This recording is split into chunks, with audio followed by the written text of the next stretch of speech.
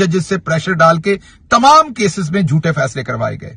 Imran Khan vindicate हो चुका, साबित हो गया इस खत से कि इमरान खान के खिलाफ तमाम केसेस जो थे वो जाली झूठे तरीके से बेंच मैनेज करके मौजूदा एस्टेब्लिशमेंट ने ये सारे के सारे केसेस जो है वो झूठे तरीके से इमरान खान के खिलाफ करवाए।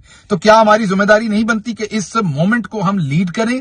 इस मोमेंट, ये जो अपॉर्चुनिटी पाकिस्तान की आवाम को मिली है, पाकिस्तान की जमहूरियत को मिली है, इस पर कोई मरबूत हिकमत अमली करें, या हम चुप करके बैठे रहेंगे और ये सोचेंगे कि वकला तंजीमें कुछ कहेंगी। वकला तंजीमों का आपने देख लिया, पाकिस्तान बार काउंसिल ने हंगामी इजलास 10 दिन बाद बुलाया है। पंजाब बार काउंसिल ने उल्टा ऐसी स्टेटमेंट दी है जो देख के आपकी हंसी निकल जाती है, और वो भी हंगामी इजलास कई दिन के बाद बुलाया है।